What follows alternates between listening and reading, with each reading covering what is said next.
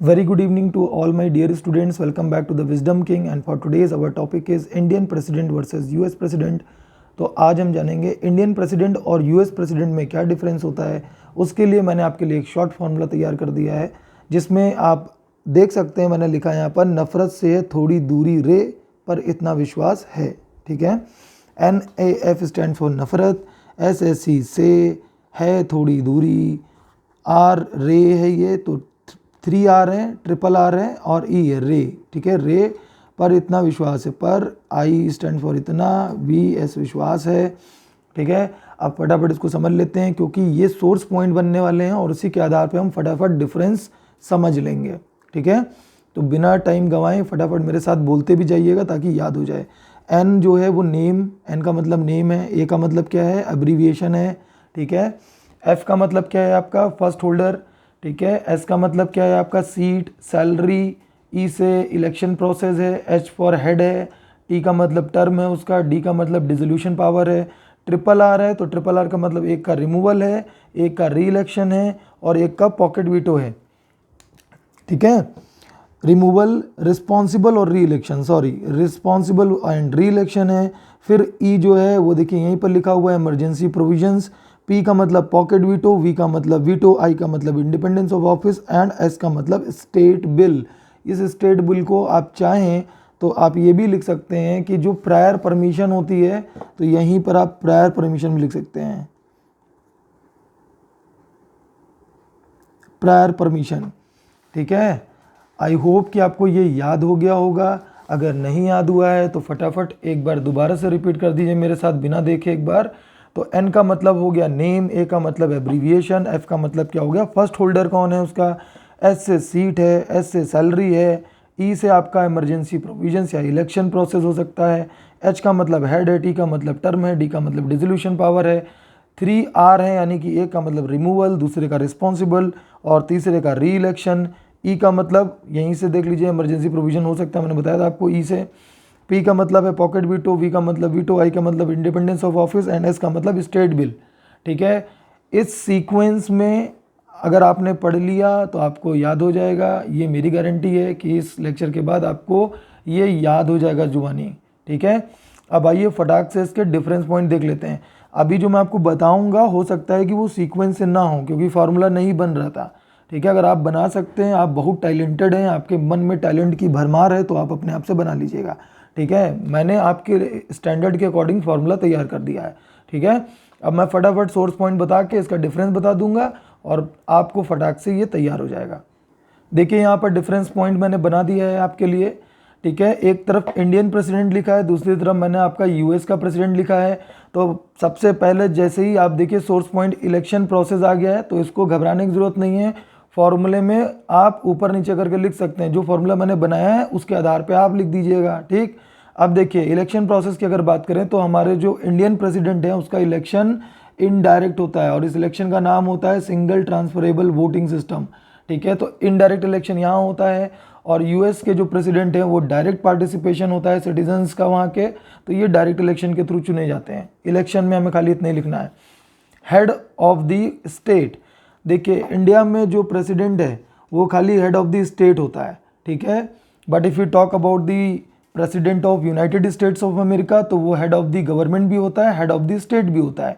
थोड़ा सा दिमाग चकरा रहा होगा लेकिन मैं आपको क्लियर कर दूं, यहाँ पर जो हेड ऑफ द स्टेट है वो प्रेसिडेंट होता है और हेड ऑफ द गवर्नमेंट होता है पीएम। ठीक है, हमारा पीएम होता है जो प्राइम मिनिस्टर जिसको आप कहते हैं मोदी जी, तो वो क्या है, हेड ऑफ द स्टेट ना होके हेड ऑफ द गवर्नमेंट है और president head of the state माना जाता है।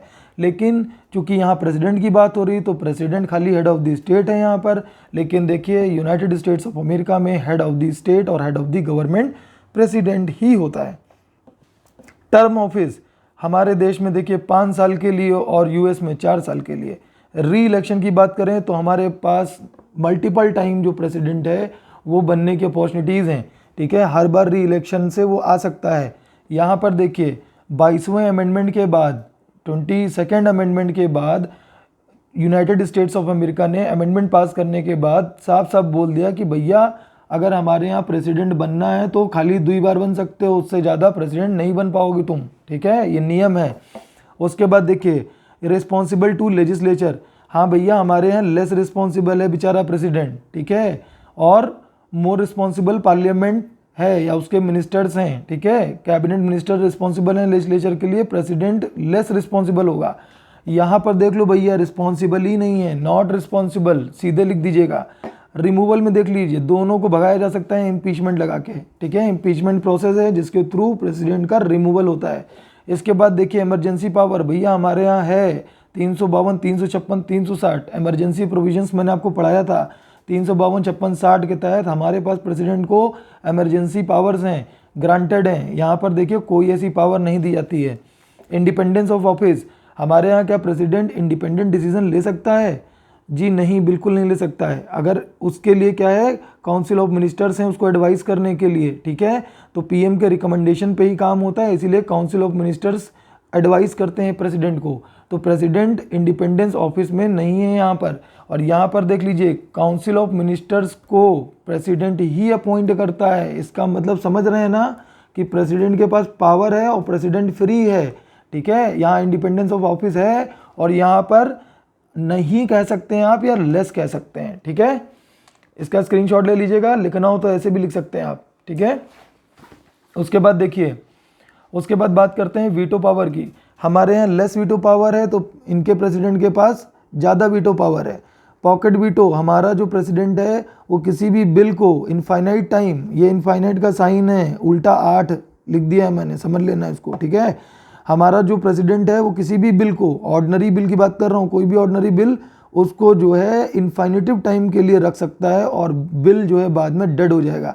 यहाँ पर देखिए 10 दिन के लिए खाली रख लेगा और साइन नहीं करेगा तो बिल डेड हो जाएगा। ये president of United state of America है। उसके बाद देखिए स्टेट बिल, स्टेट बिल को मैंने आपको बताया कि यहाँ पर प्रायर परमिशन भी आप लिख सकते हैं। कोई भी बिल पास करने से पहले प्रायर परमिशन ऑफ प्रेसिडेंट की रिक्वायरमेंट होती है, एक्सेप्ट अमेंडमेंट बिल, ठीक है, ये याद रखिएगा, अमेंडमेंट बिल को याद रखना है यहाँ पर। तो स्टेट बिल में प्रायर परमिशन रिक्वायर्ड है, यहाँ पर प्रायर परमिशन रिक्वायर्ड नहीं होती है। इसके बाद देखिए dissolving the legislature, Indian president PM के कंसिडरेशन पे लोकसभा को भंग कर सकता है, यहाँ पर ऐसी कोई पावर नहीं दी गई है, ठीक है। आइए फटाफट बात करते हैं नेम, जो नेम फंक्शन आपने पढ़ा था ना, तो नाम में लिख दीजिएगा कि हमारे यहाँ जो प्रेसिडेंट है उनका नाम है द्रौपदी मुर्मू, इनका जो कार्यकाल है 25 जुलाई 2022 से। इसके बाद देखिए यहाँ पर जो बाइडन आ चुके हैं जनवरी 20, 2021 से, ठीक है। एब्रीविएशन POI यानी प्रेसिडेंट ऑफ इंडिया, यहाँ पर पोटस है, president of United States of America. इसके बाद देखिए रेसिडेंस या सीट कहते हैं हम, ठीक है, तो हमने सीट से मैंने आपको फॉर्मूले में बताया है। तो यहाँ पर राष्ट्रपति भवन में बैठते हैं प्रेसिडेंट और यहाँ व्हाइट हाउस वाशिंगटन DC में, ठीक है। सैलरी की बात करें तो बच्चों 5 लाख रुपया सैलरी मिलती है प्रेसिडेंट को। यूनाइटेड स्टेट्स डॉलर की बात करें तो $6300 की बात होगी यहाँ पर।